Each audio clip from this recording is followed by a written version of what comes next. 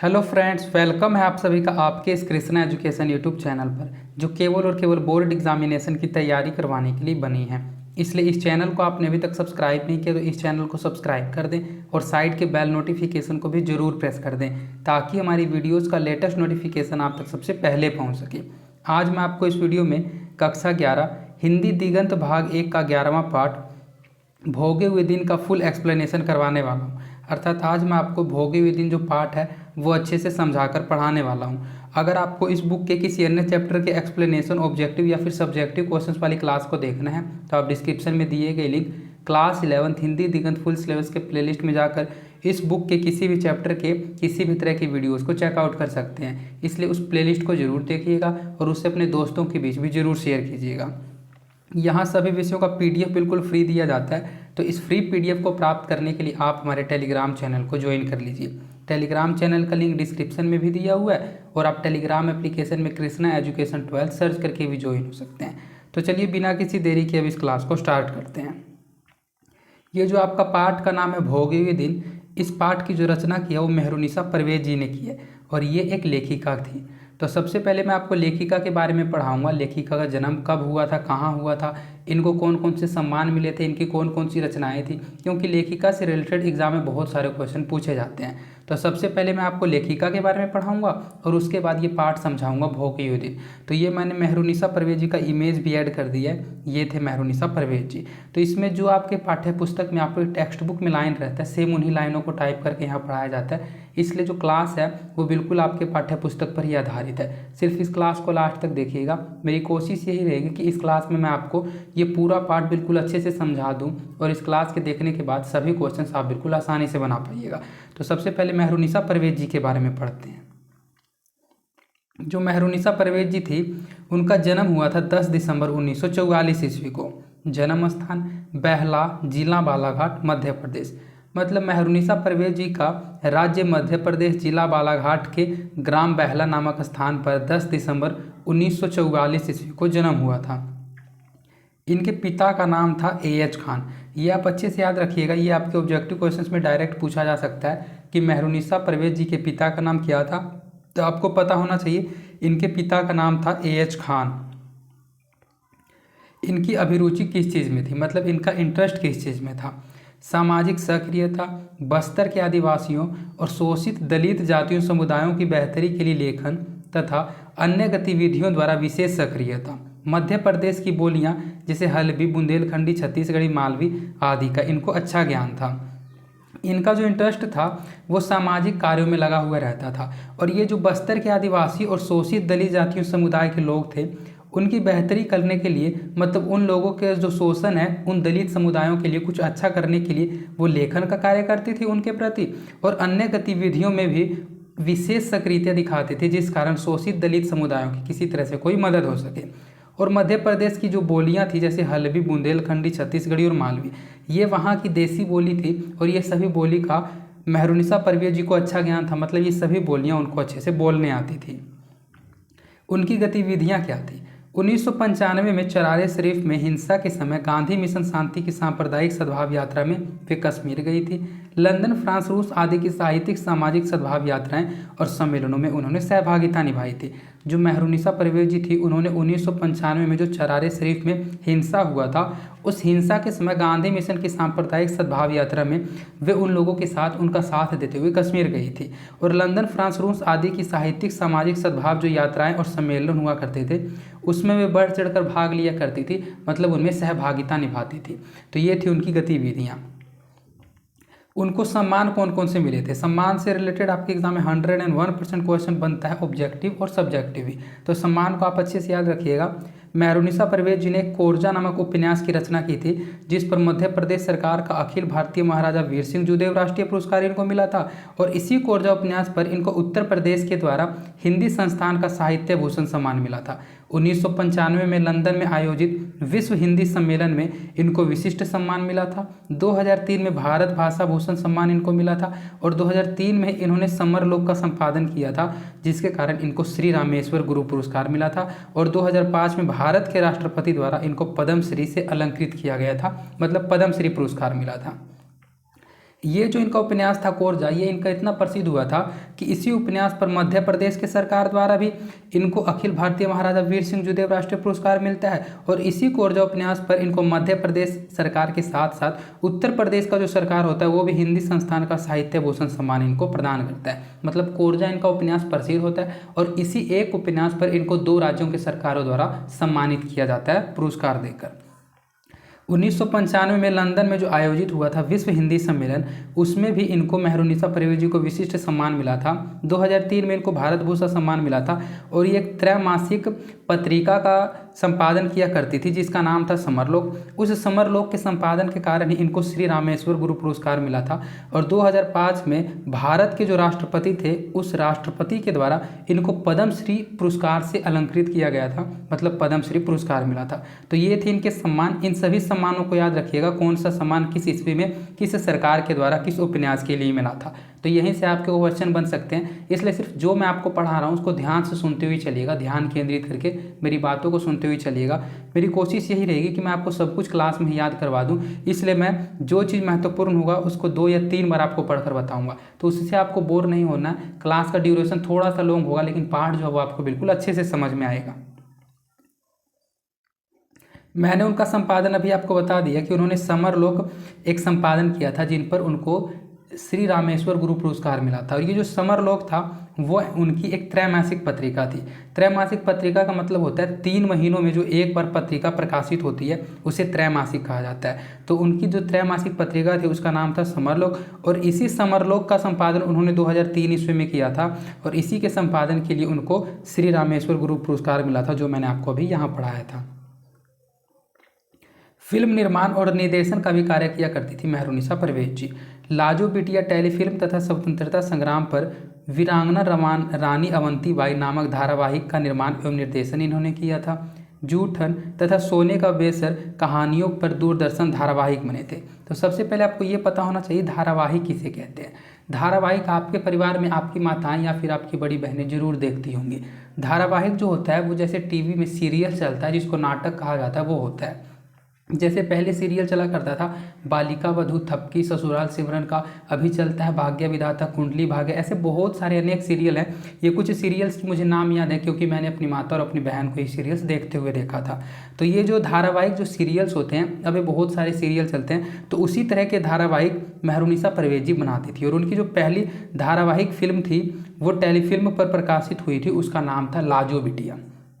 उसके बाद इन्होंने स्वतंत्रता संग्राम पर भी वीरांगना रानी अवंतीबाई नामक धारावाहिक का निर्माण किया था एवं निर्देशन किया था। मतलब ये डायरेक्टर और प्रोड्यूसर दोनों का कार्य किया करती थी। और इनके 2 प्रसिद्ध कहानी थे, कहानी का नाम था जूठन और दूसरा था सोने के बेसर। ये जूठन और सोने का बेसर कहानियों पर इनके दूरदर्शन धारावाहिक बने थे, मतलब दूरदर्शक सीरियल बने थे। तो ये थे इनके फिल्म निर्माण और निर्देशन के कार्य। अब इनके कृतियाँ के बारे में पढ़िए कि इन्होंने किन किन चीज़ों की रचना की थी। इनकी प्रमुख कृतियाँ क्या थी? आँखों की दहलीज, उसका घर, कोरजा मैंने भी आपको बताया इनका उपन्यास था जिस पर 2 राज्यों की सरकार के द्वारा इनको पुरस्कृत किया गया था। तो इनकी प्रमुख कृतियाँ थी आँखों की दहलीज, उसका घर, कोरजा, अकेला प्लास, सम्रांगन, पासंग आदि इनके सभी के सभी उपन्यास थे। उसके बाद आदम और हव्वा, टहनियों पर धूप, गलत पुरुष, फागुनी, अंतिम चढ़ाई, सोने का बेसर, अयोध्या से वापसी, बहता कुतुब मीनार, रिश्ते, कोई नहीं, अम्मा, समर, लाल गुलाब, मेरी बस्तर की कहानियाँ आदि ये सभी के सभी इनकी कहानी संग्रह थी। मतलब यहाँ से लेकर यहाँ तक जो आपने पढ़े ये सभी के सभी इनके कहानी संग्रह थे और ये सभी रचनाएं इनके उपन्यास थे। तो इनके उपन्यास कौन कौन से थे और कहानी संग्रह कौन कौन से थे ये एक बार आप अच्छे से याद कर लीजिएगा। सन 1970 के बाद हिंदी की महिला कथाकारों में मेहरुनिसा परवेज जी ने धीरे धीरे अपनी खास पहचान बनाई। फिर लगातार सामाजिक साहित्यिक गतिविधियों के साथ लेखनरत रही। उनके कथा साहित्य में मुस्लिम मध्यवर्ग के जीवन के विश्वसनीय अतरंग चित्र तो मिलते ही रहे, किंतु धीरे धीरे उन्होंने अपने अनुभवों का दायरा बढ़ाया तथा पर्यवेक्षण का भी विस्तार किया। जो मेहरुनिसा परवेज जी है वो तो आपको नाम से ही पता चल गया होगा कि ये एक मुस्लिम लेखिका थी। और 1970 के बाद हिंदी की महिला कथाकारों में जो मेहरुनिसा परवेज जी थी उन्होंने धीरे धीरे अपनी खास पहचान बना ली थी, मतलब प्रसिद्धि प्राप्त कर ली थी। जो लोग वे लगातार सामाजिक और साहित्यिक गतिविधियों के साथ लेखनरत रिहा करती थी। मतलब सामाजिक और साहित्यिक जो गतिविधियाँ होती है उनको करने के साथ साथ वह लेखन का भी कार्य लगातार करती रही। उनके कथा साहित्य में मैंने आपको बताया कि ये मुस्लिम थी मेहरुनिसा परवेज जी, तो उन्होंने मुस्लिम मध्य वर्ग के जीवन की विश्वसनीय अतरंग चित्र तो इनके कथा साहित्य में मिलते ही रहे हैं, किंतु धीरे धीरे इन्होंने अपने अनुभवों का दायरा इतना बढ़ा लिया तथा पर्यवेक्षण का भी विस्तार किया। मतलब अन्य चीज़ों का भी दायरा इन्होंने अपनी लेखनी में बढ़ा लिया। इसके फलस्वरूप उनके कथा साहित्य में मुस्लिम मध्य वर्ग और नारी समस्या के अतिरिक्त अन्य विषयों से जुड़ी विविधताएं भी आई। उन्होंने आदिवासियों और समाज के सामान्य रूप से पिछड़े और तिरस्कृत समुदायों के जीवन पर भी संवेदनापूर्ण दृष्टि डाली तथा अपने कथा अनुभव का विस्तार किया। मतलब ये इसमें बताया गया है कि उन्होंने जो कथा साहित्य किया था उस कथा साहित्य में इन्होंने मुस्लिम मध्य वर्ग और जो नारी की समस्या होती है उस समस्या के अतिरिक्त भी अन्य विषयों से जुड़े विविधताएं इनकी आई थी इनके कथा साहित्यों में। और जो आदिवासी और समाज के अन्य रूप से पिछड़े और तिरस्कृत समुदाय होते हैं उनके जीवन पर इन्होंने संवेदनापूर्वक दृष्टि डाली थी और उन पर अपने कथा अनुभव का विस्तार किया था और समाज को इन लोगों के प्रति जागरूक किया था और इनकी एक तरह से मदद की थी। मेहरुनिसा परवेज अपने विषय पात्र और परिवेश पर खोजी निगाह रखती हैं। उनकी दृष्टि समाज शास्त्रीय और मानवीय होती है, किंतु गहरी सहानुभूति, संवेदना तथा कल्पनाशील ताने बाने के कारण उनकी रचनाएं जिज्ञासा, खोज, शोध या पत्रकारिता की सतह से ऊपर उठकर एक सृजनात्मक ऊर्जा और मूल्यबोध से धमक उठती है। मतलब उनकी जो कहानी संग्रह की रचनाएं हुआ करती थी उनमें उसके जो पात्र हुआ करते थे वे इतने जीवंत होते थे कि वे एक प्रकार की सृजनात्मक ऊर्जा और मूल्यबोध से धमक उठती थी। उनकी रचनाओं में भावुकता नहीं होती, किंतु भावना की ताकत यथा अर्थबोध से जन्मी समझ के कठोर के संयम के कारण रचना के दायरे में ही कहीं रूपांतरित होकर एक ऐसी ऊर्जा में, एक ऐसे विचलनकारी उत्पाद में बदल जाती है कि पाठक जो पाठ को पढ़ने वाला वो गहरी तृप्ति या फिर अतृप्ति अनुभव करने लगता है। वह यथास्थिति को बदलने के लिए बेचैन सा उठता है। इस अर्थ में मेहरुनिसा परवेज का साहित्य समय के निहायत जरूरी संवाद और संप्रेषण का साहित्य हो जाता है। उनकी परख पड़ताल और पहचान की जो कसौटियां हैं वो बदल जाती हैं। उसे सिर्फ मुस्लिम मध्यवर्ग, महिला लेखन आदि के चालू निष्कर्ष दायरे में पहचाना एक ज़्यादती और ज़बरदस्ती का काम करने लगता है। मतलब अगर आप मेहरुनिसा परवेज जी को ये समझते हैं कि वे सिर्फ और सिर्फ मुस्लिम मध्यवर्ग की महिला लेखन का कार्य करती है तो ये आपके लिए एक ज़बरदस्ती का काम है। उस दायरे में पहचानना उनको एक ज़्यादती और ज़बरदस्ती का काम करने जैसा लगता है, क्योंकि उनका जो काम था वो इतना अधिक बढ़ के था कि वो जो समाज में तिरस्कृत समुदाय हुआ करते थे उन लोगों पर भी लेखनी का कार्य करती थी। सिर्फ और सिर्फ अपने मुस्लिम समुदाय के समस्याओं को लेखनी में नहीं बल्कि पूरे समाज में जो हुआ करता था उसकी अच्छे तरह से लेखनी करके लोगों को उसके प्रति जागरूक किया करती थी। मेहरुनिसा परवेज लगातार लिख रही हैं और अभी उनसे एक से बढ़कर एक उत्कृष्ट रचनाओं की उम्मीद बनी हुई है। मतलब जो मेहरुनिसा परवेज जी लेखिका हैं वो लगातार अभी तक उपन्यासों और कहानी संग्रहों को लिख रही है, लेकिन अभी भी उनसे एक से बढ़कर एक उत्कृष्ट रचनाओं की उम्मीद बनी हुई है कि वे अभी भी कुछ ना कुछ और भी अच्छा जरूर लिखेंगी। यहाँ प्रस्तुत कहानी उनकी कहानियों की किताब मेरी बस्तर की कहानियाँ से ली गई है। यहाँ जो प्रस्तुत कहानी, मतलब ये जो कहानी आप पढ़ने वाले हैं इस कहानी का नाम है भोगे हुए दिन। तो ये जो भोगे हुए दिन है ये लिया गया है मेरी बस्तर की कहानियाँ, और ये उनकी कहानियों की किताब थी मेहरुनिसा परवेज जी की, जो मैंने आपको अभी उनकी प्रमुख कृतियाँ में पढ़ाई थी। अगर आपने ध्यान से सुना होगा तो प्रमुख कृतियाँ में मैंने आपको बताया था मेरी बस्तर की कहानियाँ, ये उनकी कहानी संग्रह की किताब थी। तो उनकी इसी किताब से ये भोगे हुए दिन पाठ को, मतलब प्रस्तुत कहानी को लिया गया है। यह छत्तीसगढ़ के पिछड़े हुए इलाके में आत्मसम्मान के साथ जिंदगी जीने के संघर्ष में लगे एक बुजुर्ग शायर, उसकी एक खुददार बेटी और बच्चों के बारे में बहुत प्रभाव उत्पादक ढंग से करीब से हमें बताती है, और जितना बयान करती है उससे अधिक इशारों में बताती है। मतलब इस कहानी का एक शॉर्ट वर्णन लेखिका ने कर दिया है कि ये जो भोगे हुए दिन कहानियाँ पढ़ने वाले हैं इसमें जो होता है एक बुजुर्ग शायर होता है जिसका नाम होता है सांदा साहब, और वो छत्तीसगढ़ का रहने वाला होता है और वह जवानी में बहुत अधिक प्रसिद्ध होता है। उसका एक मित्र इकबाल होता है, इकबाल के साथ वह बहुत प्रसिद्ध होता है, मुशायर होता है। मुशायर जो होता है वो कवि सम्मेलन में उसको बुलाया जाता था और वह बहुत अधिक प्रसिद्ध होता है सांदा साहब जी। लेकिन जब वह बुजुर्ग होते हैं तो उनकी जो प्रसिद्धि है वो कम हो जाती है और उनकी जो घर की आर्थिक स्थिति होती है वो बहुत अधिक दयनीय हो जाती है। और उसकी एक बेटी होती है जिसका नाम होता है फातिमा, और उनके पति की मृत्यु हो जाती है किसी एक्सीडेंटल डेथ में, और उनके 2 बच्चे होते हैं उनकी फातिमा बेटी के, मतलब उसके एक नाती और नतीनी होती है। नाती का नाम होता है जावेद और नतीनी का नाम होता है सोफिया। तो ये जो मैंने आपको बताया ये अभी आपको थोड़ा कम समझ आ रहा होगा, ये सब कुछ आप आगे पार्ट में पढ़िएगा। मैंने पार्ट को अच्छे से पढ़ रखा है, इसलिए मैंने आपको थोड़ा सा पार्ट के बारे में आउटलाइन बता दिया और पार्ट के बारे में थोड़ा सा हिंट दे दिया कि किन किन पात्रों को आप पार्ट में पढ़ने वाले हैं। सांदा साहब, समीम, जावेद, सोफिया, फातिमा, इन सभी के बारे में आप इस पार्ट में पढ़िएगा। तो ये पार्ट में आपको अच्छे से समझ में आएगा।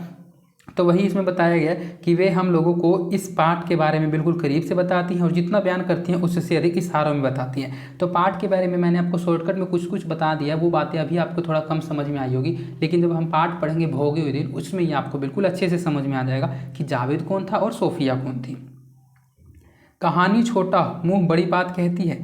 आज की हिंदी कहानियों में चित्रित संघर्ष चाहे नैतिक हो, चाहे आर्थिक, पारिवारिक हो, चाहे राजनैतिक, आज की परिस्थिति का संघर्ष है। सदियों पूर्वी समस्याओं को भी आज की कहानियों का किसान या निम्न मध्यवर्गीय कोई शहरी व्यक्ति नए स्तर पर तथा नए रूप में झेल रहा है।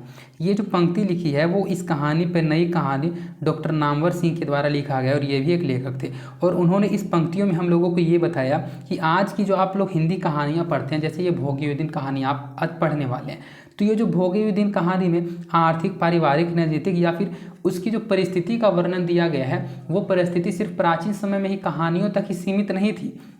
ये बताया गया है कि जो सदियों पुरानी समस्याएं हुआ करती थी उसको आज की कहानियों जैसे किसान या निम्न मध्यवर्गीय या कोई शहरी व्यक्ति अपने नए स्तर पर झेल रहा है। मतलब प्राचीन समय की जो कहानियों में आप परिस्थिति और दयनीय स्थिति को पढ़ते हैं वो दयनीय स्थिति अभी भी वर्तमान है। कोई ना कोई व्यक्ति, कोई मध्यम वर्गीय व्यक्ति, कोई किसान अभी भी उन बातों को, उन परिस्थितियों को झेल रहा है। ये बताया डॉक्टर नामवर सिंह ने कि ये चीज़ें जो हैं वो कहानियों तक ही सीमित नहीं है, ये ऐसी परिस्थिति का वर्णन करती है जो वर्तमान में भी किसी न किसी के साथ घट रही होगी, वर्तमान में भी लोग इसको झेल रहे होंगे। तो यहाँ से अब आपका पाठ शुरू होता है। आपके पाठ का नाम है भोगे हुए दिन। इस पाठ का क्या परिस्थिति है, इस पाठ में जो लेखक थे, मतलब इस पाठ के लेखक तो आपको पता है, पाठ का लेखिका है मेहरुनिसा परवेज जी, और इस पाठ में जो वर्णन किया है वो एक लेखक ने किया है जिसका नाम था समीम। और इस पूरे पाठ में सांदा साहब जी के बारे में आपको पढ़ना है जो कि एक बहुत ही प्रसिद्ध कवि थे, शायर थे। तो आप इसके बारे में बिल्कुल अच्छे से समझ जाइएगा सब कुछ। बस अब आपको यहाँ से यही करना है कि इस क्लास को लास्ट तक देखना है। ये एक तरह का कहानी है भोगे हुए दिन, और ये कहानी पढ़ने में आपको बहुत ज़्यादा इंटरेस्ट आएगा, इसलिए इस क्लास को लास्ट तक देखिएगा और मेरी सभी बातों को ध्यान से सुनते हुए चलिएगा। ये पूरा पाठ आपको बिल्कुल अच्छे से समझ में आ जाएगा। अब यहाँ से शुरू करते हैं हमारा पाठ भोगे हुए दिन। भोगे हुए दिन का बासी पहर अब भी बचा था। बदली से सूरज के ढके होने के कारण शाम का धोखा हो रहा था। यहाँ बदली नहीं, यहाँ बादलों होना चाहिए था कि भोगे हुए दिन का बासी पहर अब भी बचा था। बादलों से सूरज के ढके होने के कारण शाम का धोखा हो रहा था। मतलब आपको पता है अगर दिन को भी बादलों से सूरज ढक जाता है तो आपको शाम जैसा मौसम नहीं लगने लगता है, लगता है ऐसा है जैसे शाम हो गया है। तो वही शाम का धोखा हो रहा था, ये बताते हैं। तांगा गली के मोड़ पर बने एक पुराने घर के सामने रुका। तांगे में बैठे बैठे ही मैंने सांदा साहब को पहचान लिया। वह नीम के पेड़ के नीचे कुर्सी पर बैठे थे। मुझे देखते ही उनका बूढ़ा शरीर प्रसन्नता से खिल उठा। वह एकदम मेरी तरफ बढ़े और मुझसे लिपट गए। तो बरखुरदार, इस बूढ़े की याद आ ही गई। उनका चेहरा प्रसन्नता से भरा था। वह एकदम पलटे और ये आवाज़ दी, तो बरखुरदार, इस बूढ़े की याद आ ही गई। और वे बोले, अरे बेटा जावेद, आओ तो। मतलब ये जो तांगा में जो व्यक्ति जा रहा है, जो उनके घर के सामने रुकता है, उसका नाम है समीम। मैं आपको शॉर्टकट में कुछ कुछ बातें और बता देता हूँ जिससे ये लाइनें आपको समझ में आए और आगे आप बढ़िएगा पाठ में तो आपको सब कुछ अच्छे से समझ में आ जाएगा।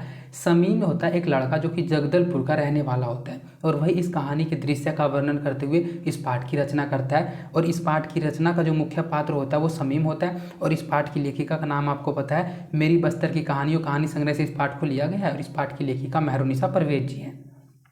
तो जो समीम होता है वो जगदलपुर का रहने वाला होता है और वो पिछले गर्मियों की छुट्टी में इन सांदा साहब जी को अपने घर बुलाता है कवि सम्मेलन में, मुशायरा में। उर्दू का एक शब्द मुशायरा है जिसको हिंदी में कवि सम्मेलन कहा जाता है। और उसी कवि सम्मेलन में वह उनके यहाँ जाता है तो वह क्या करता है, सांदा साहब के यहाँ उनके घर आता है उनसे मिलने के लिए, उनके पारिस्थितिक स्थिति को देखने के लिए कि किस तरह की उनकी स्थिति है, परिस्थितिक स्थिति।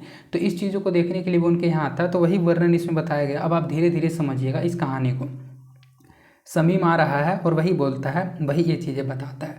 तांगा गली के मोड़ पर बने एक पुराने घर के सामने रुका। तांगे में बैठे बैठे ही मैंने मतलब कि समीम ने सांदा साहब को पहचान लिया। वह नीम के पेड़ के नीचे कुर्सी पर बैठे थे। मुझे देखते ही उनका बूढ़ा शरीर प्रसन्नता से खिल उठा। वह एकदम मेरी तरफ बढ़े और मुझसे लिपट गए और बोले, तो बरखुरदार, इस बूढ़े की याद आ ही गई। उनका चेहरा प्रसन्नता से भरा था। मतलब सांदा साहब ने समीम को गले लगाया और बोला, इस बूढ़े की याद तुमको याद ही आ ही गई।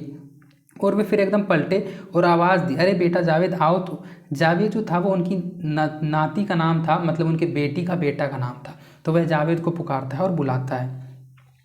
दरवाजे पर टंगा पर्दा हिला और एक 10 साल का लड़का बाहर आया। मतलब आपको पता है दरवाजे पे पर्दा लगा हुआ रहता है, और अगर कोई व्यक्ति दरवाजे से बाहर आएगा तो पर्दा का हिलना तो ऑब्वियस सी बात है, मतलब हिलेगा तभी तो आएगा। तो वही वह वर्णन करते हुए बताता है कि दरवाजे पर टंगा पर्दा हिला और एक 10 साल का लड़का बाहर आया जो कि जावेद था।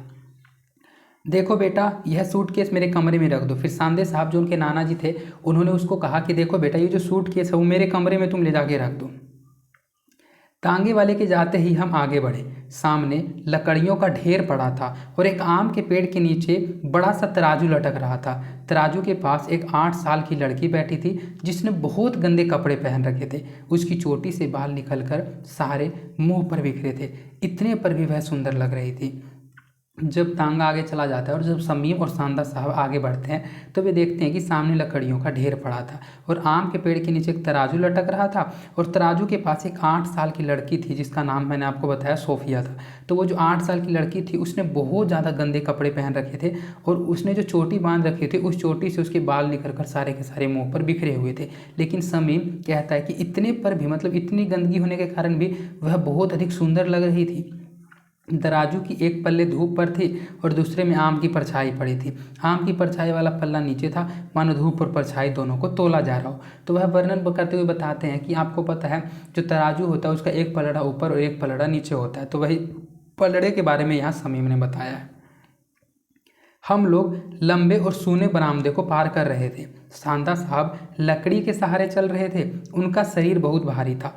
बुढ़ापे का बोझा उठाना में उनके जो कंधे थे वो असमर्थ थे। दालान का सीमेंट बहुत पुराना था और जगह जगह से उखड़ा हुआ था। पूरे मकान को एक अजीब तरह की उदासी ने घेर रखा था, वैसे ही जैसे अक्सर मुसलमानों के पुराने घरों में होती है। मतलब समीम जब सांदा साहब जी के साथ आगे बढ़ते हैं तो सांदा साहब जी लकड़ी के सहारे चल रहे थे, क्योंकि आपको पता है जो व्यक्ति बुजुर्ग हो जाता है वो लकड़ी के सहारे चलता है, क्योंकि वो अपने पूरे शरीर का जो बोझ है, उनके जो कंधे होते हैं वो उस बोझ को उठाने में असमर्थ हो जाते हैं, इसीलिए लोग लकड़ी का सहारा लेने लगते हैं। और दालान का भी कहते हैं सीमेंट बहुत पुराना था। मतलब ये दृश्य का विवरण करते हुए उनकी आर्थिक स्थिति के बारे में बता रहे हैं कि उनके दालान का सीमेंट बहुत पुराना था और जगह जगह से उखड़ा हुआ था। पूरे मकान को एक अजब तरह की उदासी ने घेर रखा था और वैसी ही उदासी थी जैसे अक्सर मुसलमानों के पुराने घरों में होती है। कमरे में जाते ही सामने के दरवाजे से आंगन का पूरा भाग सामने आया। कुएं के पास एक बूढ़ी औरत कपड़े धो रही थी। मुझे समझते देर नहीं लगी कि यह सांदा साहब की पत्नी है। तपाक से मैंने सलाम किया। मुझे देखते ही वह घबरा सी गई और बिना कुछ कहे बावर्ची खाने की तरफ बढ़ गई, जो वही लकड़ी की जाफरी का बना हुआ था। तो बावर्ची खाना जो एक उर्दू भाषा का शब्द है और इसको हिंदी में हम लोग रसोई घर कहते हैं, इंग्लिश में किचन कहते हैं। तो वे जब आंगन को पार करते हुए आगे बढ़े तो उन्होंने देखा कि कुएं के पास एक बूढ़ी औरत कपड़े धो रही थी। समीम ने देखा और समीम ने इस चीज़ को देखा। जैसे ही देखते वो समझ गया कि ये जो है वो सांदा साहब की पत्नी होंगी और तपाक से, मतलब अचानक से उसने उसको सलाम कर दिया, मतलब उनको नमस्ते कर दिया उनकी पत्नी को। लेकिन वो उनको देखते ही उनको घबरा गई और बिना कुछ कहे रसोई की तरफ बढ़ गई, जो कि लकड़ी की जाफरी का, मतलब लकड़ी का बना हुआ था। सांदा साहब मुस्कुराए, अरे बेगम, यह तो अपना जगदलपुर वाला समीम है जहाँ पिछली गर्मियों में मैं मुशायरे में गया था। देखिए मैंने यहाँ भी आपको पहले बताया था ना कि सांदा साहब अपनी पत्नी को देखकर मुस्कुराते हैं और बोलते हैं, अरे बेगम। बेगम पत्नी को कहा जाता है उर्दू भाषा में। मुशायरा एक उर्दू भाषा का शब्द है और इसको हिंदी में कवि सम्मेलन कहा जाता है, वो मैंने आपको पहले बता दिया है। तो वह अपनी पत्नी को समीम का परिचय कराते हुए कहता है कि यह तो अपना जगदलपुर वाला समीम है जहाँ पिछली गर्मियों में मैं कवि सम्मेलन में गया था। वैसा वह अपनी पत्नी को कहता है और समीम को उसे परिचय करवाता है, जिसने उसको तपाक से सलाम किया था। पर वह नहीं निकली। कमरा छोटा सा था। इस कमरे से लगा एक और कमरा था और उसकी दाहिनी ओर एक और कमरा था। वहीं लकड़ी की सीढ़ी ऊपर को गई थी। यह कमरा सांदा साहब का था। कमरे के बड़े भाग को तख्त घेरे हुए था। दीवारों में बनी अलमारियों में देसी दवाएं भरी थी। एक पुराने सींग में एक सफ़ेद रंग की गोल अजमेरी टोपी टंगी थी और एक तिपाई पर मेरा सूटकेस रखा था। जो जावेद होता है वो उनके सूटकेस को ले जाकर सांदा साहब के रूम में रखता है, जो आपने शुरू में पढ़ा, वो रखने के लिए कहते हैं उनके नाना जी। तो वही जब समीम उस रूम में प्रवेश करता है सांदा साहब जी के, तो उनके रूम के दृश्य के बारे में बताते हैं कि ये कमरा सांदा साहब का था। कमरे के बड़े भाग का तख्त घेरे हुआ था, मतलब आधे कमरे से ज़्यादा तो उस कमरे को तख्तों ने घेरा हुआ था। तख्त जो होता है वो अलमारी को कहा जाता है। दीवारियों में बनी अलमारियों में देसी दवाएं भरी थी। जो ये सांदा साहब जी थे ये दवाई बेचने का भी कार्य करते थे, मतलब इनको जड़ी बूटियों का नॉलेज था और ये उपचार का भी कार्य करते थे, एक तरह से वैद्य का कार्य करते थे। तो उसी तरह से उनकी दीवारों में बनी अलमारियों में देसी दवाएं भरी थी। एक पुराने सिंह की सफ़ेद रंग की गोलज मेरी टोपी टंगी थी और एक तुपाई पर मेरा सूटकेस रखा था। तो इस तरह से वे उनके रूम के दृश्य का वर्णन करते हुए हम लोगों को बताते हैं। सांदा साहब बाहर चले गए थे। सूटकेस से मैंने अपने कपड़े निकाल लिए और मुंह धोने किधर जाऊं सोच ही रहा था कि जावेद आया। चलिए, गुसल खाना उधर है। गुसल खाना जो होता है वो स्नानागार को कहा जाता है। इसमें कुछ कुछ मैंने आपको बताया, ये मुस्लिम लेखिका की कहानी है, तो इसमें उर्दू भाषा का कुछ कुछ शब्द का यूज किया गया है। उन सभी शब्दों को मैं आपको हिंदी से बताते हुए चलूँगा, इसलिए अगर आप इसको स्वयं से पढ़ेगा तो आपको थोड़ा सा कम समझ में आएगा, लेकिन मैं इस पर पूरी अच्छे से रिसर्च करके इसको अच्छे से समझ के आपको पढ़ा रहा हूँ, जिस कारण ये कहानी समझने में आपको आसानी होगी। तो गुसल खाना स्नानागार को कहा जाता है और स्नानागार को इंग्लिश में आपको पता बाथरूम कहा जाता है, जिसमें हम लोग हाथ मुँह धोते हैं और नहाते हैं। तो सांदा साहब बाहर चले गए थे।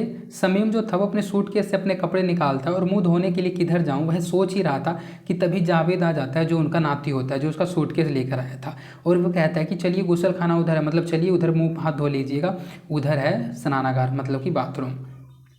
मैं जावेद के दिखाए टट्टे के बने बाथरूम में चला गया, जहां खड़ा रहने पर आधा शरीर बाहर दिखता था। मैंने देखा पीछे दालान सूनी है। कुएं के पास टमाटर के पौधे लगे थे, जिनमें कच्चे कच्चे टमाटर लटक रहे थे।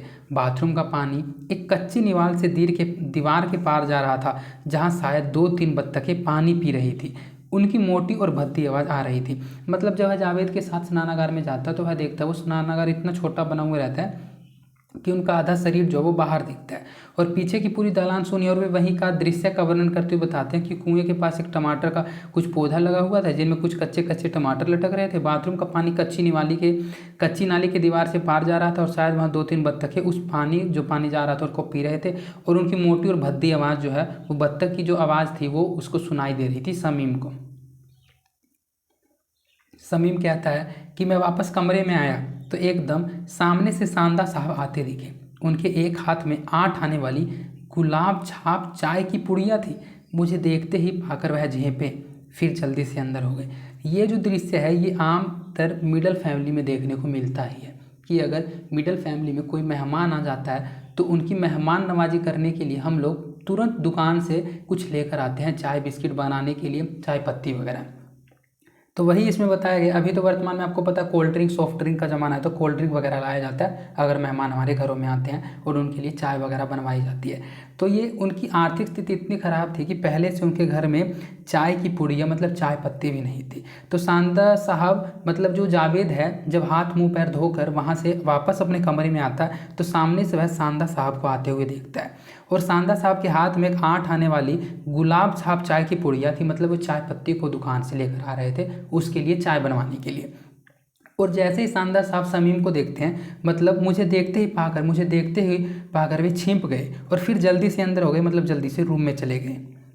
ये पंक्तियों का वर्णन करते हुए उनकी आर्थिक स्थिति के बारे में बता रहे हैं कि उनकी आर्थिक स्थिति जो थी वो बहुत ख़राब थी, कि पहले से उनके घर में एक चाय पत्ती भी नहीं थी। तराजू के पास बैठी लड़की तोल तोल कर लकड़ियाँ दे रही थी। लकड़ियों के ढेर पर चढ़े बकरी के छोटे छोटे बच्चे दौड़ रहे थे। मुझे घर के बूटे घूटे वातावरण में अजीब लग रहा था। जावेद मेरे सामने से निकला और लड़की के पास गया।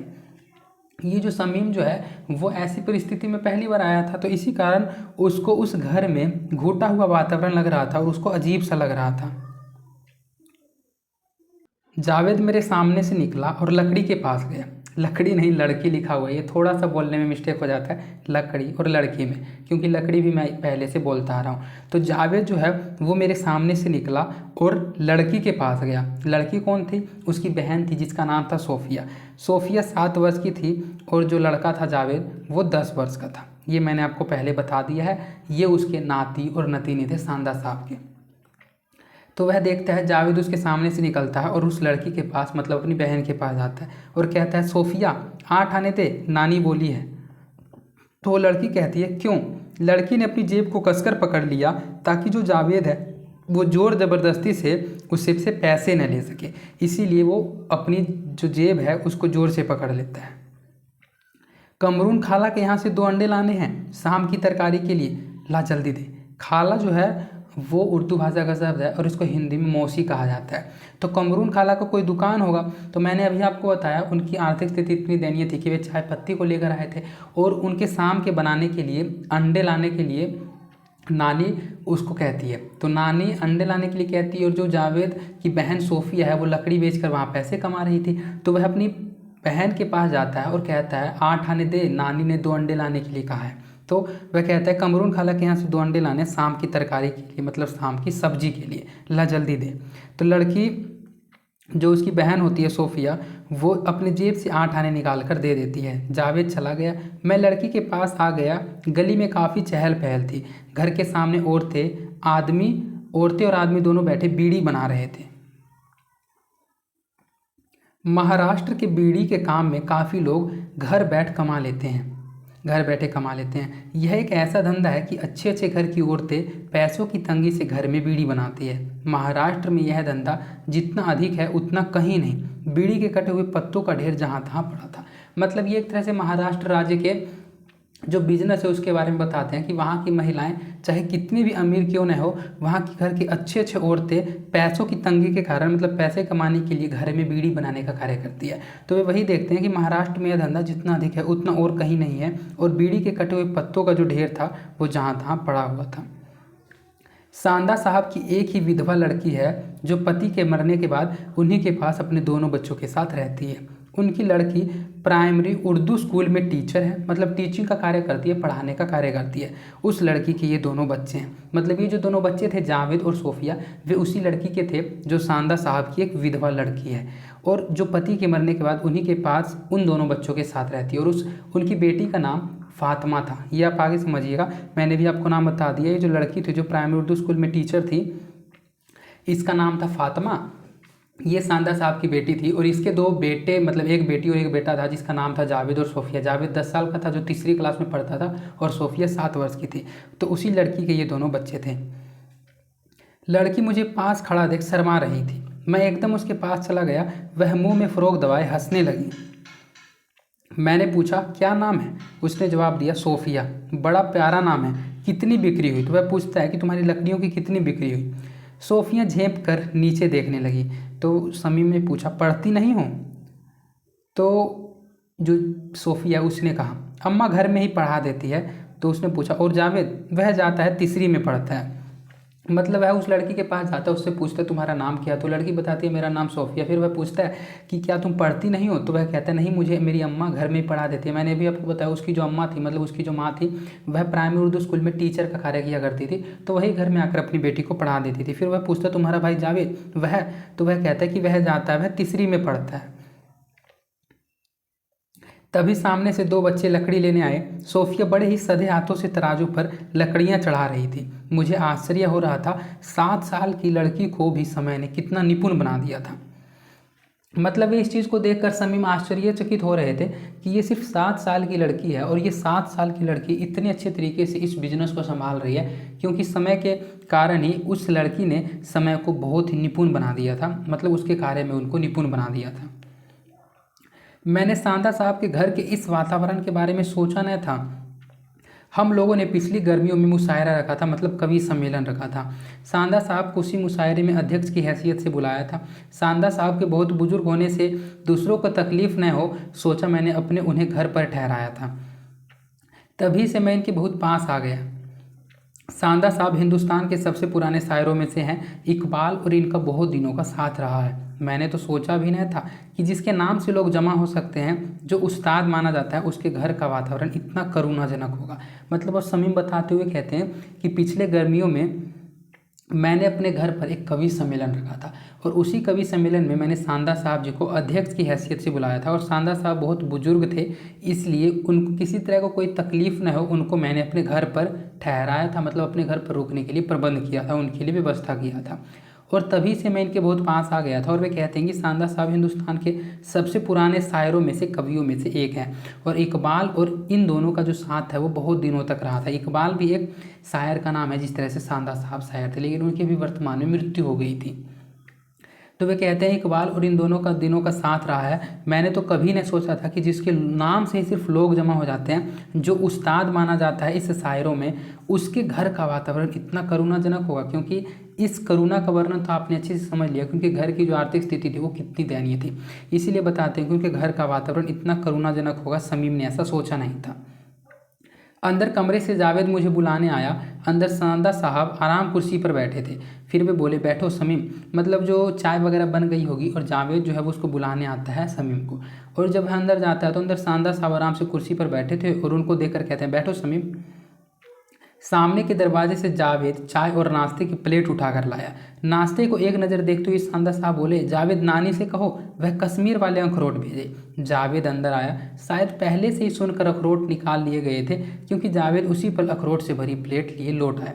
मतलब उसके लिए चाय और कुछ नाश्ता का व्यवस्था किया जाता है। तो जब नाश्ते की तरफ देखता है सांदा साहब तो वह कहता है, अपनी नानी से तुम कहो जावेद जो अखरोट है वो अखरोट तुमको दे और अखरोट लेकर आओ। तो पहले से ही लगता है उसकी नानी ने आवाज़ सुनकर उसके लिए अखरोट निकाल लिए थे और उसी पल जावेद जो है अखरोट से भरी हुई प्लेट लेकर उनके पास चला गया, समीम और सांदा साहब के पास। फिर सांदा साहब कहते हैं, लो समीम यह अखरोट खाओ। मेरा एक शागिर्द है जम्मू में, बेचारा वही भेजता रहता है, वरना मेरी तो इन सभी चीज़ों की खरीदने की हैसियत ही नहीं है। मतलब वो कहता है मेरा एक जान पहचान का जम्मू कश्मीर में रहने वाला है, वही वहाँ से भेजता रहता है ये अखरोट, वरना मेरी तो इतनी हैसियत नहीं है कि मैं इन चीज़ों को खरीद सकूँ। वह इन पंक्तियों के जरिए अपनी आर्थिक स्थिति को बताता है। तो समीम पूछता है, इन दिनों आप कहीं मुशायरे में नहीं गए? मतलब इन दिनों आप कहीं कवि सम्मेलन में नहीं गए? मैंने अखरोट उठाते हुए पूछा। नहीं, कहीं से तो बुलावा नहीं आया है। फिर समीम, बूढ़ा ज़्यादा हो गया हूँ, लोग बुलाते नहीं। समीम बेटा, आजकल तो गले वालों की ज़्यादा पूछ है, जो अच्छा गाकर पढ़ लेता है उसी की पूछ है। मतलब ये कहता है, जो सांदा साहब है वे समीम को कहते हैं कि लगता है मैं बूढ़ा हो गया हूँ, अब मुझे उतनी ज़्यादा इज्जत नहीं मिलती है, अब मुझे लोग नहीं बुलाते हैं कवि सम्मेलनों में। तो समीम कहता है, फिर तो खर्च बड़ी मुश्किल से चलता होगा। तो सांदा साहब रिप्लाई देते हुए कहता है, हाँ लड़की कमाती है ना, लकड़ी की टाल बनवा लिया हूँ, फिर इसी साल से गोपों 100 रुपये वजीफ़ा देने लगा है। मतलब वो कहता है कि लड़की का टाल बनवा लिया हूँ। मतलब वह कहता है कि मेरी जो लड़की है वो प्राइमरी उर्दू स्कूल में टीचर है, वो तो पैसे कमाते ही है, और मैं भी इसी साल से 100 रुपये मुझे वजीफ़ा मिलने लगा है। वजीफ़ा जो है वो उर्दू भाषा का शब्द है और इसको हिंदी में पेंशन कहा जाता है। तो उसको 100 रुपये प्रति माह वजीफ़ा मिलने लगा था सरकार के द्वारा। तो समीम कहता है, वजीफ़ा मिलने लगा, मुझे मालूम था, इसके लिए सांदा साहब दिल्ली जाते रहते थे। मतलब उन्होंने उनको दिल्ली जाते हुए देखा होगा, तो वे जानते थे कि उनको वजीफ़ा मिलता है, मतलब पेंशन मिलता है। हाँ बड़ी मुश्किल से मिल रहा है। एक बार कश्मीर के मिनिस्टर मुझसे मिलने घर पर आए थे। मेरी हालत देखकर उन्होंने कोशिश की तो इस साल से मिल रहा है। बेटा, हम लोगों पर खर्च करना गवर्नमेंट फिजूल समझती है, बस खुदा किसी तरह से पूरा कर रहा है। सांदा साहब फिर बोले, अरे बेटा, यूनानी दवा में बहुत पहले से देता था, सब पुराने लोग जानते हैं, इलाज करवाने आते हैं, पर वह भी बहुत कम। मशीनों के ज़माने में जड़ी बूटी को कौन पूछता है। तो सांदा साहब बताता है समीम को कि ये जो 100 रुपये वजीफ़ा पेंशन मिलने लगा, ये भी बड़ी मुश्किल से मिलने लगा है। एक बार कश्मीर का एक मिनिस्टर उनसे मिलने आया था, तो जिस तरह की करुणाजनक हालत समीम ने उनके घर की देखी, तो उसी तरह के घर के वातावरण, करुणाजनक उनकी दयनीय स्थिति को देखकर वो जो मिनिस्टर होता है वो उनके लिए कोशिश करता है कि इनको पेंशन मिलना चाहिए सरकार के द्वारा। और उन्हीं की कोशिश से इस साल से उनको 100 रुपये प्रति माह वजीफ़ा मतलब पेंशन मिलने लगता है। वो कहता है, बेटा, हम लोगों पर गवर्नमेंट मतलब सरकार जो है वो खर्च करना फिजूल समझती है, बस खुदा किसी तरह से पूरा कर रहा है। सांदा साहब फिर बोले, अरे बेटा, यूनानी दवा तो मैं पहले से ही देता था, सब पुराने लोग जानते हैं, तो इलाज करवाने आते हैं, पर वह भी बहुत कम। मशीनों के ज़माने में जड़ी बूटी को कौन पूछता है। तो वह कहता है, मैंने आपको पाठ के शुरू में बताया था कि जब वह सांदा साहब के रूम में जाता है तो दवाइयों की भरी हुई शीशियाँ देखता है। तो जो दवाई है वो दवाई मतलब एक तरह से वैद्य का भी कार्य करता था, लेकिन वो कहता है कि जो लोग जानते हैं कुछ कुछ इलाज करवाने आते हैं, लेकिन अब बहुत कम इलाज करवाने के लिए आते हैं, क्योंकि अब मशीनों के ज़माने में जड़ी बूटी को कौन पूछता है। इस तरह से बताते हुए अपनी आर्थिक स्थिति का वर्णन करते हुए कहते हैं कि अब मेरी किसी तरह की कोई कमाई नहीं है। दोपहर को सांदा साहब की लड़की फातिमा जो है वो स्कूल से लौट आई। सूखा सूखा मास्टरनियों का सा चेहरा, उसके हाथ में लाल गुलाब के 3 फूल थे, जिसने उसे आते ही गुलदान में लगा दिया। मतलब समीम देखता है कि दोपहर होने पर जो सांदा साहब की लड़की फातिमा है, जो मैंने आपको बताया प्राइमरी स्कूल में एक उर्दू टीचर है, मतलब टीचिंग का कार्य करती है, पढ़ाने का कार्य करती है। तो जब वह स्कूल से लौट आई तो वह देखता है और कहता है सूखा सूखा मास्टरनियों का सा उसका चेहरा था और उसके हाथ में 3 गुलाब के फूल थे, जिसे आते ही उसने गुलदान में लगा दिया। गुलदान उसे कहा जाता है जहाँ फूलों को रखा जाता है। जावेद स्कूल चला गया। सोफिया अंदर जाकर जावेद की ड्यूटी संभाल रही थी और सांदा साहब सोफिया की जगह टाल में थे। टाल मैंने लगवा दिया है, वो आपने समझा। टाल जहाँ वो लकड़ी बेचने का कार्य करते थे उसे टाल कहा जाता है। तो जो सांदा साहब थे वे सोफिया की जगह, जहाँ सोफिया लकड़ी बेचने का कार्य कर रहे थे, तो वहीं सांदा साहब टाल में चले गए, मतलब वे लकड़ी बेचने लगे। वहीं कुर्सी पर बैठे बैठे बकरी के बच्चों से खेल रहे थे। उनकी पीठ पर लगा छोटा सा पेबंद धूप में साफ चमक रहा था और उनके पैर बुरी तरह से कटे थे। उनके काले रंग की रबर की 2 तरफ से सुराख वाली पुरानी सी चट्टी पहन रखी थी। सबसे पहले ये पेबंद और चट्टी, ये दोनों उर्दू भाषा का शब्द है। इसको मैं आपका हिंदी अर्थ बता देता हूँ। पेबंद जो होता है वो उसे कहा जाता है अगर कोई कपड़ा फट जाए और फटे हुए कपड़े पर किसी दूसरे कपड़े को लगाकर उस फटे हुए चीज़ को सील दिया जाए, उसको ढक दिया जाए, उसे पेबंद कहा जाता है। और चट्टी जो होता है वो चप्पल को कहा जाता है, स्लीपर्स को कहा जाता है। तो वही समीम बताता है कि जो सांदा साहब है वो वहीं टाल पे सोफिया की जगह चला जाता है लकड़ी बेचने के लिए, और वहीं उनकी पीठ पर लगा हुआ देखता है कि छोटा सा जिस जगह पर उनका कपड़ा फटा हुआ था वहाँ पर दूसरा कपड़ा लगाकर उसको सीला हुआ था। तो वही धूप में साफ चमक रहा था और उनके पैर बुरी तरह कटे थे। उनके काले रंग की रबर की 2 तरफ से सुराख वाली, मतलब दोनों तरफ से छेद हो गया था उनके चप्पल में, और वह जो पुरानी सी चट्टी थी, मतलब उन्होंने एक पुरानी सी चप्पल को पहन रखा था। दोपहर के खाने के बाद मैं भी लेट गया। सोफिया आंगन की तरफ खुलने वाला दरवाज़ा बंद करने आई थी। उसके छोटे छोटे बाल धुले हुए पीठ पर बिखरे थे, कपड़े भी धुले हुए थे, मतलब वह स्नान करके नहा धोकर आई थी।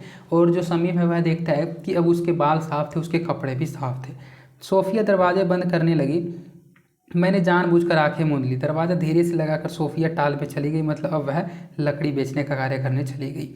आंगन में बर्तनों के निकालने की आवाज़ आई तो वे लोग दरवाज़ा लगाकर बर्तन मांज रही हैं। तो मतलब उसको पता चला कि दरवाज़ा उसका लगाकर वे लोग बर्तन मांजने का कार्य कर रहे हैं। सोफिया के बाहर जाते ही सांदा साहब लकड़ी के सहारे आते दिखे, मतलब सांदा साहब वहाँ लकड़ी बेचने का कार्य कर रहे थे। तो जैसे ही सोफिया, उसकी नतीनी, लकड़ी जहाँ बिकता है उस कार्य को संभालने के लिए चली गई तो सांदा साहब अंदर आ गए। कमरे में आते ही वह खाट पर थके से लेट गए। सामने दीवार पर धूप की परछाई पड़ रही थी। सामने से सोफिया की आवाज़ आ रही थी। शायद वह बकरियों के बच्चों को पकड़ रही थी। मैं चुपचाप बैठा कल जाने की सोच रहा था।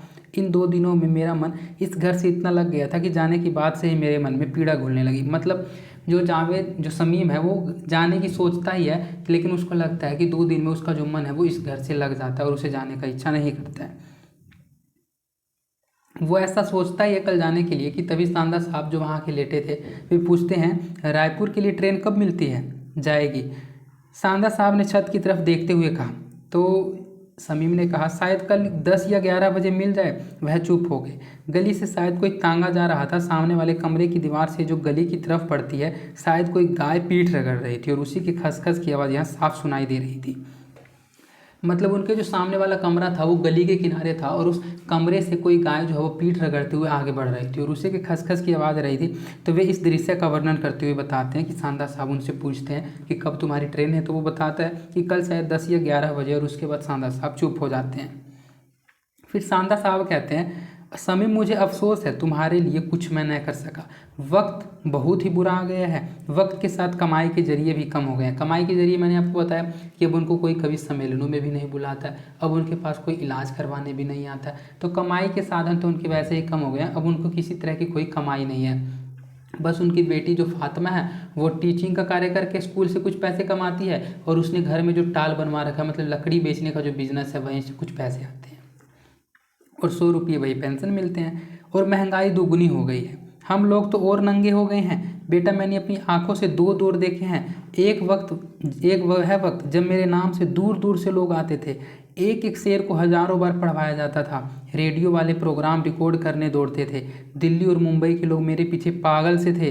दूसरा वक्त अब देख रहा हूँ, यही लोग जो मेरे दीवाने थे अब मुझे भूल गए हैं। दिल्ली मुंबई के तो छोड़ दो, खुद नागपुर में अगर कवि सम्मेलन होता है तो मुझे बुलाया नहीं जाता। अब तो सिर्फ पुराने 2-4 लोग ही मुझे शायर के नाम से जानते हैं, वरना यह नई नस्ल तो मेरा नाम तक नहीं जानती। ये बातें बोलकर सांदा साहब चुप हो जाते हैं। मतलब सांदा साहब समय को कहते हैं कि मैंने अपनी आंखों से 2 दौर देखे हैं। मैंने 2 दौरों में देखा ये है कि पहला दौर ये था कि जब उनके नाम से दूर दूर से लोग आते थे, उनसे एक ही शेर को बार बार पढ़वाया जाता था, हज़ारों बार पढ़वाया जाता था, और रेडियो वाले उनका प्रोग्राम रिकॉर्ड करने के लिए उनके पीछे दौड़ते थे। दिल्ली और मुंबई के लोग उनके पीछे पागल से थे। ये था उनका पहला वक्त। लेकिन वे कहते हैं वे था उनकी जवानी का वक्त। अब वे कहते हैं कि अब दूसरा वक्त मैं ये देख रहा हूँ कि यही लोग जो मेरे दीवाने थे अब मुझे भूल गए हैं। दिल्ली मुंबई की तो बात ही छोड़ दो, खुद नागपुर में अगर कोई कवि सम्मेलन होता है तो उन्हें नहीं बुलाया जाता। अब तो सिर्फ 2-4 लोग ही उन्हें शायर के नाम से जानते हैं, वरना यह जो नई पीढ़ी है वो तो उनका नाम तक नहीं जानती है। और ये सभी बातें बोलकर सांदा साहब चुप हो गए थे। समीम कहता है मुझे लगा शायद उनका गला भर आया है, तभी वह उठे और दूसरे कमरे में से एक छोटी सी संदेश उठा लाए जिसमें ढेरों कागज भरे थे। चश्मा चढ़ाकर वह एक एक खत को उठाते जाते और मुझे पढ़ने को कहते। ये सब खत इकबाल के थे। पढ़ पढ़ कर मैं हैरान हो रहा था, सब पुराने शायर इन्हें कितना मानते थे। हर खत पढ़कर मैं आश्चर्य में पड़ गया। मतलब दूसरे रूम से एक संदूक, एक पेटी को लेकर सांदा साहब आते हैं और उससे से खत को निकाल कर, मतलब पत्रों और चिट्ठियों को निकाल कर समीम को पढ़ने के लिए कहते हैं। और समीम उन चीज़ों को पढ़कर आश्चर्यचकित हो जाता है कि पहले समय में जो अन्य शायर हुआ करते थे वो कि उनको कितना मानते थे। और ये सभी के सभी खत जो थे वे इकबाल के थे। जिस तरह से सांदा साहब प्रसिद्ध थे उसी तरह से इकबाल भी उस समय का एक प्रसिद्ध शायर था। समीम ये सब पुराने शायर मुझे जानते हैं, इनके हर शेर में मैं गलतियां निकाला करता था। मतलब सांदा साहब कहता है कि ये जितने भी शायर हैं ये सभी मुझे जानते थे, मुझे खत लिखते थे, मुझे बहुत मानते थे, मुझे प्यार करते थे, और मैं इनकी शायरियों में गलती निकालने का कार्य करता था। पर देखो नसीब की बात, आज मरने के बाद भी यह पूछे जाते हैं। मतलब उन लोगों की मृत्यु हो गई थी, इसीलिए कहते हैं नसीब की बात, किस्मत की बात देखो कि ये मरने के बाद भी पूछे जाते हैं और मैं जिंदा खप रहा हूँ। अभी तक मेरी एक भी किताब नहीं निकली। क्यों? इसलिए समीम कि ये लोग वक्त पर मर गए। यहाँ मर गए होना चाहिए था और यहाँ समीम होना चाहिए था। ये थोड़ा बहुत हिंदी में टाइपिंग मिस्टेक हो जाता है तो उसको आप मैनेज कर लीजिएगा। शायर को उस वक्त मर जाना चाहिए जब लोग उसे पसंद करते हों, उसके दीवाने हों। सारी दोपहरी सांदा साहब पुरानी बातें ही बताते रहे। मैं बाद में वापस सो गया। मुझे लगा सांदा साहब व्याकुलता से करवटें ही बदलते रहे, पुरानी बातें जो है उन्हें पीड़ा दे रही थी।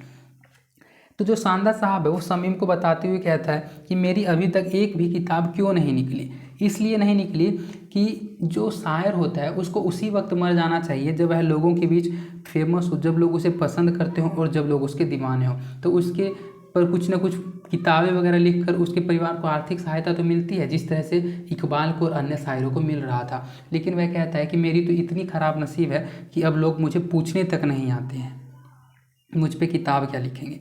3 बजे जब मैं शहर से ट्रेन का टाइम वगैरह पूछ कर और कुछ सामान खरीद कर लौटा तो शाम होने वाली थी। मतलब जो समय है वो 3 बजे बाजार जाता है और शहर जाकर वहाँ से ट्रेन का टाइम वगैरह पूछ कर और कुछ सामान समेट कर शाम को वापस लौटता है। तो जावेद स्कूल से आ गया था और पायरी पर बैठा अमरूद खा रहा था।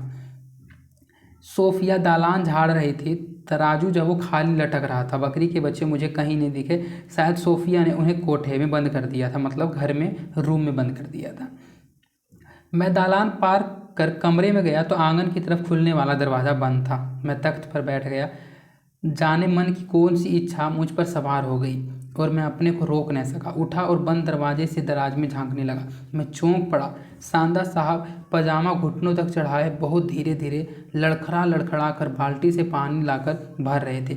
उनका पूरा शरीर जो था वो पसीने से भींगा था और वे बुरी तरह से हाँफ रहे थे। मतलब कुएं से पानी लाने का कार्य सांदा साहब कर रहे थे। और जब इस परिस्थिति को समीम देखता है कि किस तरह से उसने अपने पजामा को घुटनों, मतलब आपको पता है आप कोई काम करते हैं तो अपने जो पैंट होती है, जो अपना पजामा होता है, उसको मोड़ कर ऊपर कर लेते हैं कि काम करने में आसानी हो। तो जो सांदा साहब था वो पजामा को घुटनों तक चढ़ाए हुए बहुत ही धीरे धीरे लड़खड़ा कर बाल्टी से पानी भरकर ला रहे थे। तो इस दृश्य को देखकर जो समीम है वो आश्चर्यचकित हो जाता है। मैं चकराया सा पलटा तो स्तब्ध रह गया। मेरे पीछे झाड़ लिए भयभीत सोफिया खड़ी थी। उस 7 साल की बच्ची की उन आंखों में मैंने बहुत सारी बातें पढ़ ली थी। मैं एकदम घबरा गया और जल्दी से बाहर आ गया। जावेद लकड़ियां तोल रहा था। मैं वहीं पड़ी कुर्सी पर बैठ गया। तभी बाहर के दरवाजे से उसकी माँ आई और जावेद को पुकारकर छाता और पर्स देकर उल्टे पांव वह पर चली गई। मैंने प्रश्न सूचक दृष्टि से जावेद की ओर देखा कि ये क्या है, तुम्हारी माँ आई और बाहर से ही बाहर चली गई, उसने ऐसा पूछा। तो जावेद जवाब देते हुए कहता है, मामू जान, अम्मा स्कूल से रोज ऐसे ही लौट कर बिना घर में घुसे ट्यूशन पढ़ाने चली जाती है। अब वह रात को 9 बजे लौटेंगी तब खाना खाएंगी।